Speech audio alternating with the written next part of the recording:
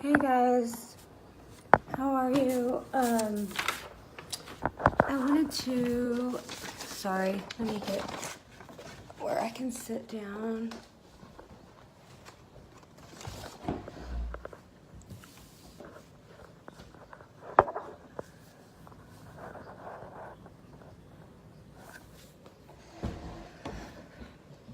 Okay, so is everyone there? Okay, hey Tammy. Can you see me? I hate my light in the background. Okay, that's better.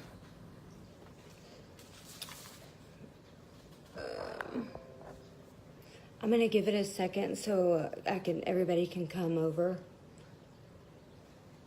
Hold on one second.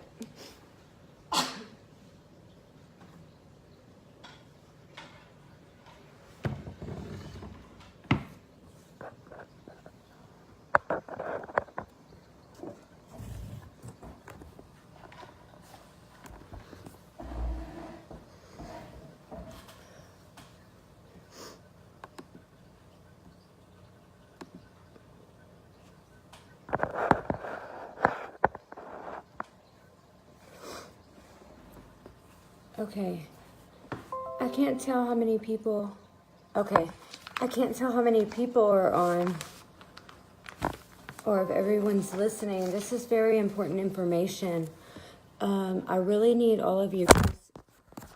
Well, shit. I really need all of you guys to hear this because I know that for some, you've been discouraged from using the word genocide. And I want to give you some facts so that you realize that you fit into all 8 categories of the UN definition of genocide. And I want you guys to not forget that the United States is a part of the UN. So their definition of genocide applies to the United States as well, internationally. Hey everybody. Okay, so I'm gonna start. So I hope everybody's coming in because this is very important. Sorry, my allergies. I really liked everything that Craig said, and I feel like he gives you guys hope to fight, and he's right. Everything he says is right, guys. You have the right to fight. Fight back. They can't lock up 1 million of you. I mean, this is just insanity, and we can't allow it to go on. Which is why we were doing this tonight, because we need you guys to know that we have a time frame, because we realize there's little time. So we need you to get us this information quickly. And the faster you get it to us, the faster we can start submitting this to the governments, okay? Please get us this information. We need your cooperation to make this work. And this can work. And it will work if you guys put your fear aside and help us to help you. Okay. So, as I said, I see a lot of people are joining. So, as I said before, I know that you guys have been discouraged from using the word genocide. You know, they may discredit this by saying, oh, it's only 50-something a year, okay? The definition, the UN's definition of genocide is not based on a number, okay? So I want you to put that aside, everything that you've been told, because I'm about to tell you the truth. Okay. So I wrote an article on this, and it's posted on the USAC website, and I researched this very in depth, okay? And I'm not going to go over the whole entire thing, but I'm going to go over a few key points so that you guys can see that you fit in every category. Okay, so there are 8 factors that they base their definition of genocide on. Okay, so number 1 factor is intergroup relations, including record of discrimination and or other human rights violations committed against a group. And like I said, I'm not going to go over all, just the main ones. Okay, so one of those determining factors for number 1 are relations between and among groups in times of tensions, power and economic relations, including perceptions about a targeted group. Okay, you guys fit into that. Existing and past conflicts over land, power, security, and expressions of group identity, such as language, religion, and culture. Okay? And these are also in 1. Serious discriminatory practices. For instance, the compulsory identification of members of a particular group, imposition of taxes and fines. So you pay more taxes. You're punished more harshly for crimes that are not that serious. Murderers don't receive the punishments that whites do. So the systematic exclusion of groups from positions of power, employment in state institutions and or key professions. Okay, the broad-based black economic empowerment excludes you from many things. And that's just 1. Overt justification for such discriminatory practices against a particular group and the constant denial by perpetrators. References to past human rights violations committed against a possible perpetrator group as a justification for genocidal acts against the targeted group in the future. Okay, so we all know that their justification for all these crimes and murders are apartheid, which, by the way, was never this horrible. And that was just group 1, okay? So number 2, circumstances that affect the capacity to prevent genocide. Structures that exist to protect the population and deter genocide include effective legislation, protection, independent judiciary, and effective national human rights institutions.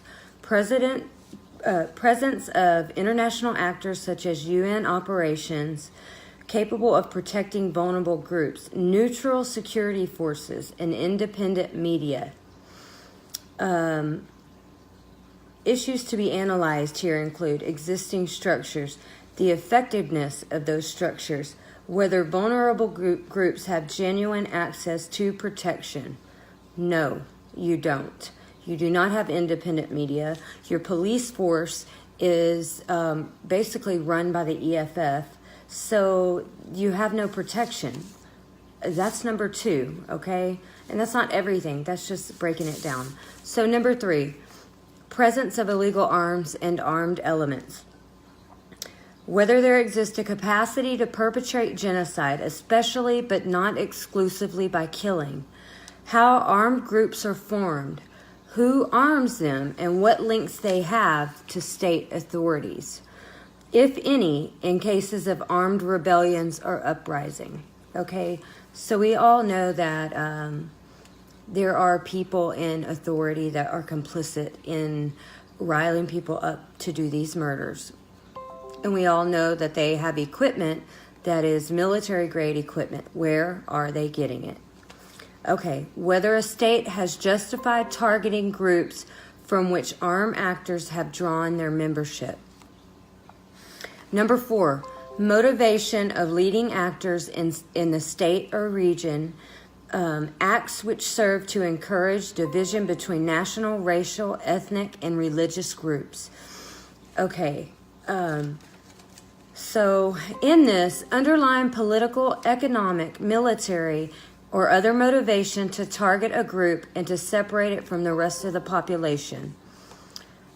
The use of exclusionary ideology and the construction of identities in terms of us and them to accentuate differences. Depiction of targeted group as dangerous, disloyal, and a security or economic threat, or as unworthy, inferior, so as to justify action against the group. Propaganda campaigns and fabrications about the targeted group used to justify acts against the targeted group by use of dominant, controlled media or mirror politics.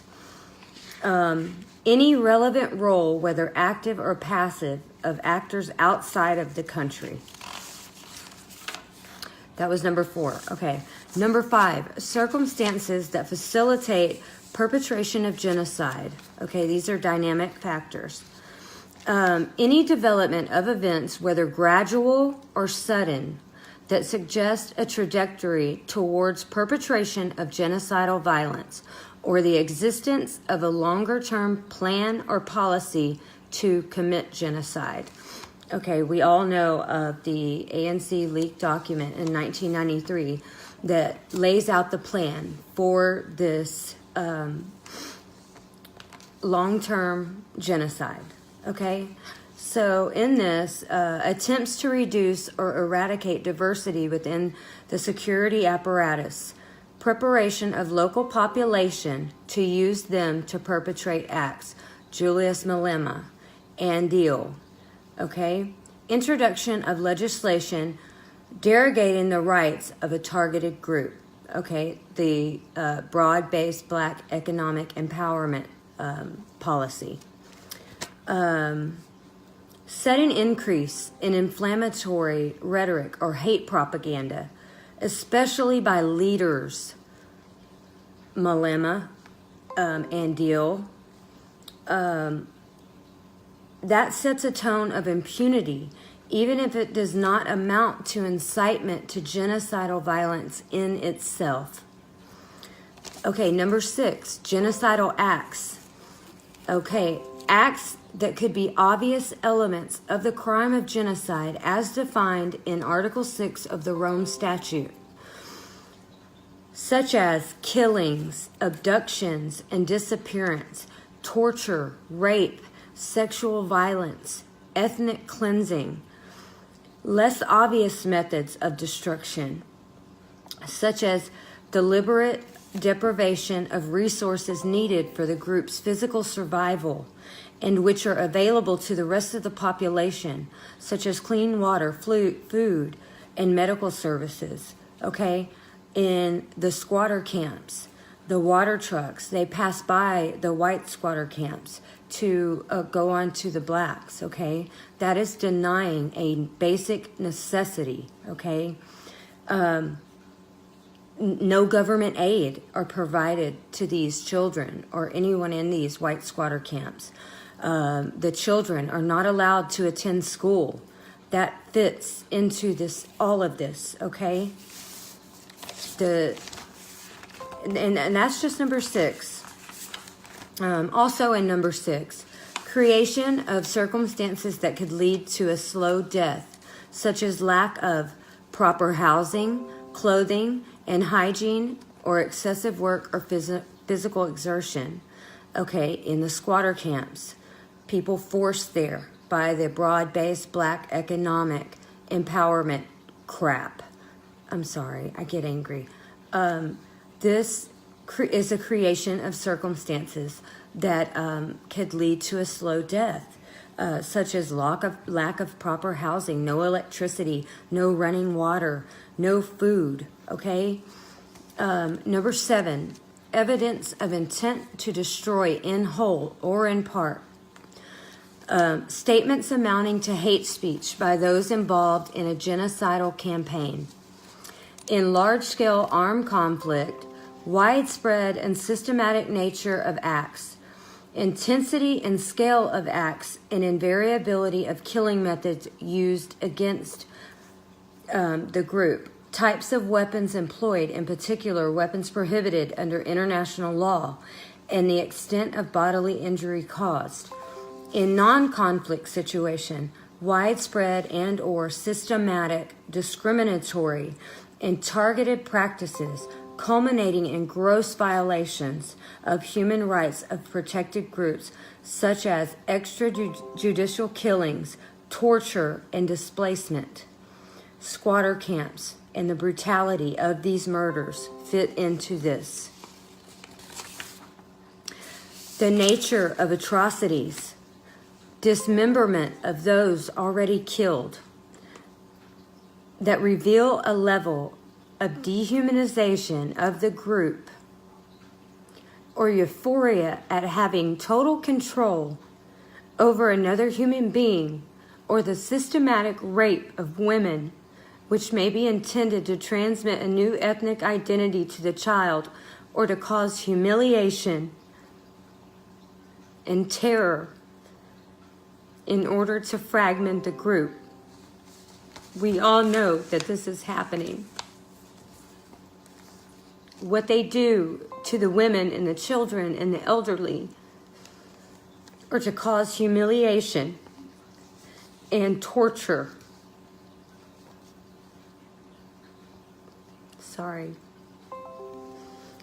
The destruction of or attacks on cultural and religious property and symbols of the targeted group that may be designed to annihilate the historic presence of group or groups. Other practices designed to complete the exclusion of targeted group from social, political life. This is happening too. It's been happening for 24 years. You guys are excluded from everything, told that you're not worthy, that you should be treated like dogs. And number 8, this is the last one. Triggering factors.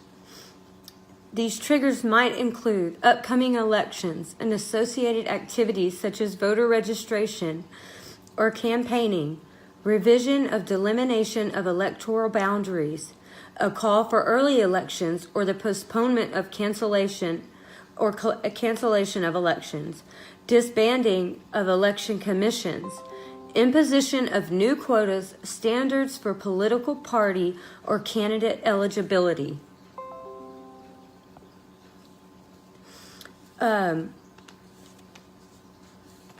There are many more, but I won't go over all of them. The last one in number 8 is increases in opposition capacity, which may be perceived as a threat and prompt preemptive action, or rapidly declining opposition capacity, which may invite rapid action to eliminate problem groups. We all know the EFF has been organizing attacks in towns and on the roads, pulling people out of cars, white people, attacking, destroying towns, burning, everything. And we all know that they're planning more of it. So I went through all of this to let you guys know that this is what's happening to you. Do not let anyone discourage you from using the word genocide, because a slow genocide is exactly what's been taking place. And this definition is what the United States goes off of too internationally. And it does not say anything about numbers. And it does not say that it has to be within a time frame. It can be slow or it can be all of a sudden. So I just want you guys to not shy away from the word genocide. We need you, because we need to stop it. And we're going to stop it. But we need your cooperation. I want to speak on just a few more things.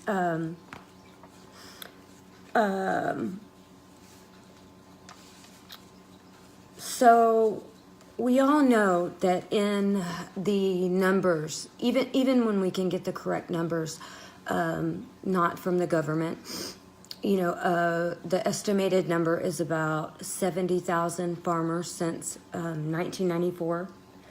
If I'm wrong, someone can correct me. But these numbers do not include all white killings. These are statistics on farm murders.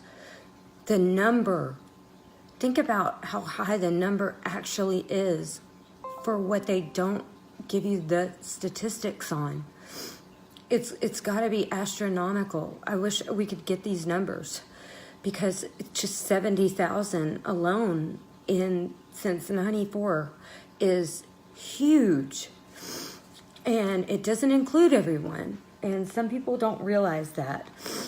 Also, the last two things I want to speak to you about are the squatter camps, okay? The children, the families that are in these squatter camps, many were forced there by this broad-based black economic empowerment, forcing businesses to have a 7% white workforce, or business owners to take on black partners that they maybe didn't want to take on. I personally have had interaction with people who were forced to take on these partners, and everything was stolen from their company. The money, their companies were bankrupt. And if they didn't comply, their licenses are taken away, which means you have no business. So a lot of these people are just normal, everyday people forced there by circumstance, by racist government policies, unable to get jobs, no future for their children, nothing.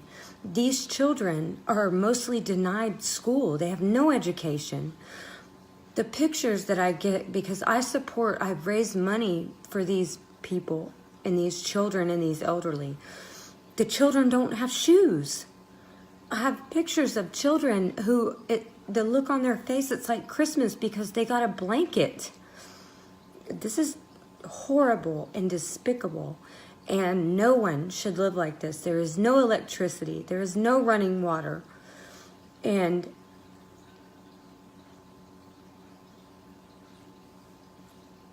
these are normal people, just like me and you. And they shouldn't be forced to live like this. If people own a business, they should choose who works for them based on qualifications, not forced by the government and made to lose everything. And I want to tell you about, I have a friend that goes into the old age homes. And he also goes to the squatter camps. And in many of these old age homes, some of the families, I don't know where they are, but the elderly are there and they're on their own. And he goes into these to provide food for the white elderly people, because there will be a mix of people, and the white elderly are often starved. They pass them over, he says, some days, 4 days at a time. And they feed the rest, but they don't feed the whites. I have pictures of some of them that would horrify you. They're so emaciated. I've never even seen an animal as emaciated as I've seen some of these elderly people. And this good man goes there, and he takes food to them. He provides food for a lot of elderly people. One lady in particular that had been surviving on cat food. This also fits into the UN definition of genocide. So I'm going to close this up. And I guess, I don't know if Tammy has more to add. But I want to say that you're not hopeless. I know that it feels hopeless, but there's so much going on behind the scenes that you guys don't understand. Please fight back. As Craig said, arm your women and children for worst case scenario. I know that you don't want your young children fighting. I wouldn't want mine to either. But if the other option where these people get their hands on my children, my daughter can shoot a rifle and she's very good at it. And if I had to, I would put her on the roof with it. I shoot a bow. I'm a bow hunter. Get your wives bows. It's what women are very good at, shooting bows. Put them on the roof. They will be good at this. Do everything you can, and most of all, come together, guys. I know that a lot of people don't agree with this or that, but at this point, these are all very trivial issues, and everyone needs to just support everyone for the sake of humanity, to save lives. And just please don't give up, because we're fighting very hard for you. And if I can fight for you, I know you can fight. So I will close by saying that I love each and every one of you. And I get so emotional, and I'm sorry because I usually don't. But seeing these things and knowing that this is a reality that I can't imagine living, or my children living, really just hurts me, because we need to do something, and we are. So please keep fighting, guys. Please keep fighting. Don't give up. We're fighting so hard, and we're going to make this happen. We're going to make this work, but we need you. We need you so much, okay? Thank you very much, and I love all of you guys. I'm going to sign off, and